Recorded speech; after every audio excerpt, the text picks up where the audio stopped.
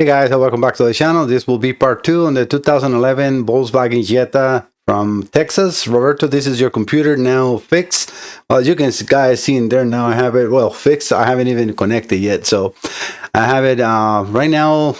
Everything ready to go with no gateway. I have the scanner ready to go, actually even on the screen. So let me just move you over first to the capture so you can see, well, if I move this, right? His computer is still the key and the same page I put it there. I bend it, so I have that one ready for just to inject the coolant temperature sensor if everything goes well. I have also the meter capture ready to go as well. So let me just now move you over to the screen. All right, so the computer, as you see, is off. So let me turn it. I'll make sure everything is connected, and yeah, everything should be good to go. Oh, I have not turned the power supply on. Let me make sure it's ready.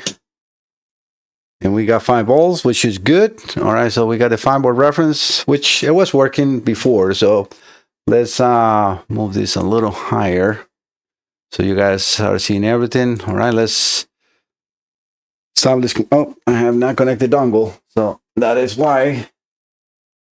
Let me get the angle in place. Forgot that little part.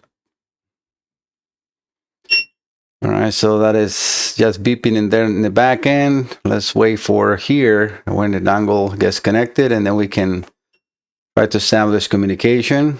Just heard it beep it again. Come on.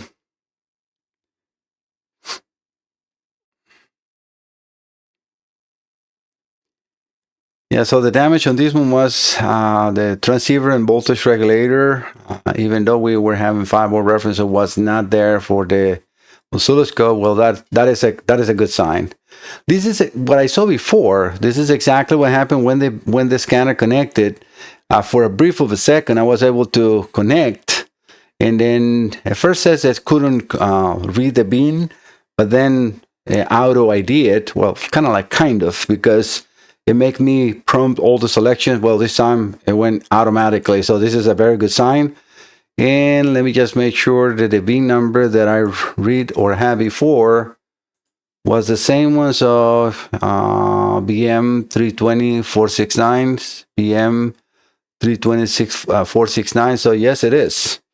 So as you can see, I was able, until now, I have not been able to contact Roberto to get the VIN number, or I haven't even checked the email.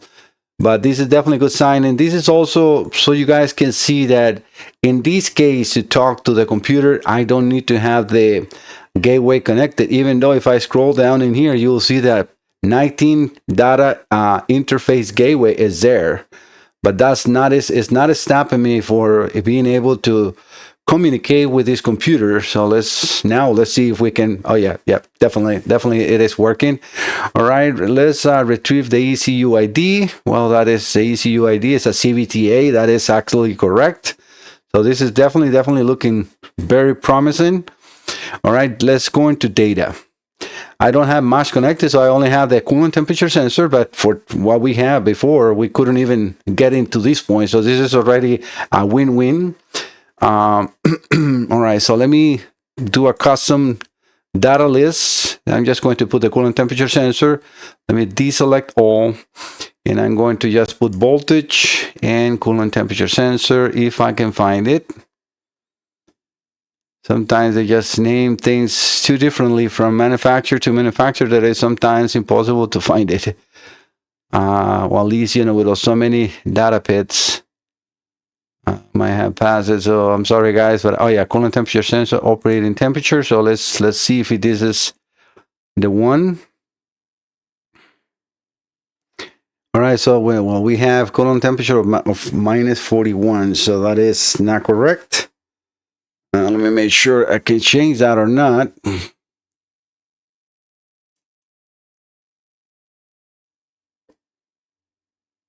No, that is not changing, because I just changed that. Make sure everything is plugged in.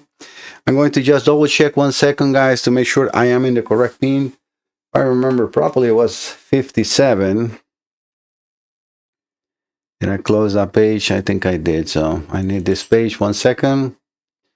It says, yeah, from the connector, from the small connector should be 67. And I think, 57. I think I'm in that one. Now, let me just make sure we can change. I'm going to change the voltage up and down. So let me get this into a graph. I'm going to go down. Yes, we can see that change immediately. And I'm going up now. So that is definitely a scanner is reading properly. Let me double check this connection and I'll be right back, guys. All right, guys, definitely I was in the wrong pin, but that is good news. So, okay, so let me change the temperature. Now we got 116. We can see the temperature going up, 129, 138, 147, 158, 174. Hopefully you guys can see that. And yes, you guys are seeing that very good. And now we're in 237, which is a little too high for a vehicle. And I went down to 197, 178. But this is great. So yeah, definitely this is 100% fixed. Wow, we can definitely see we have a good communication.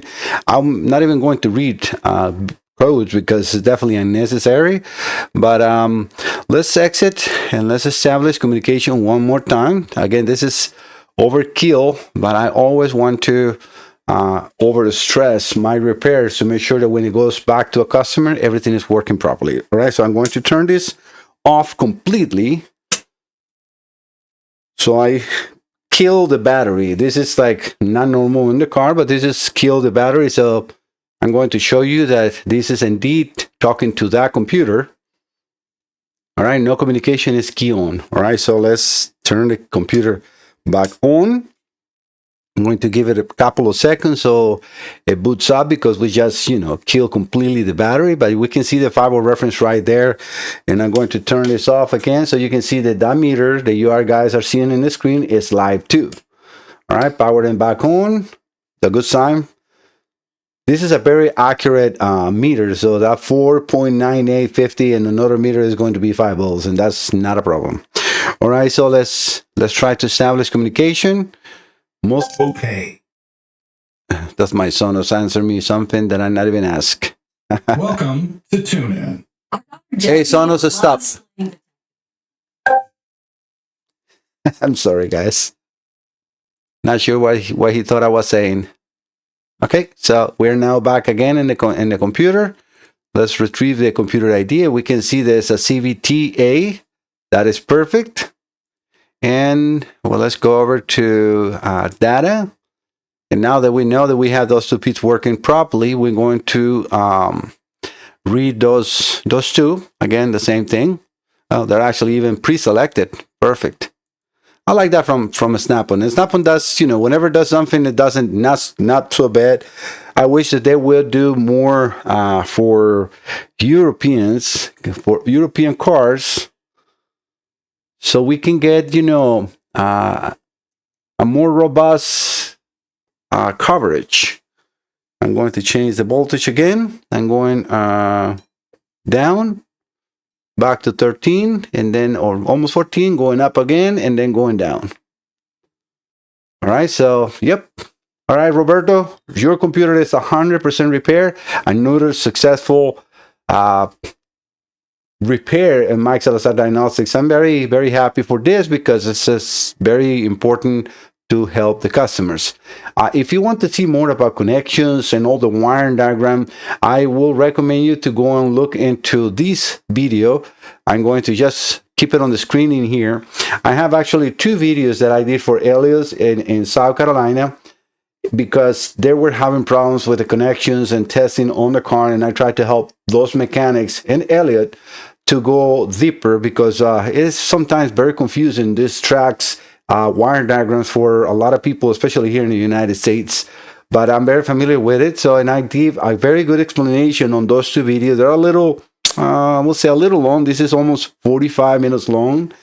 You can see that, and I'm not sure if I have the other one in here, but I know for sure that I will have put it in here. So let me just see.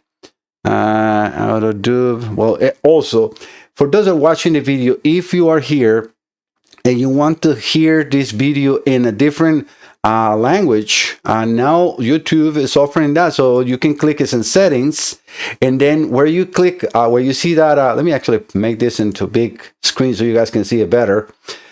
When you click in here in audio tracks, if you go here, now you can select it and hear it in different languages. Like I'm going to move it into Spanish.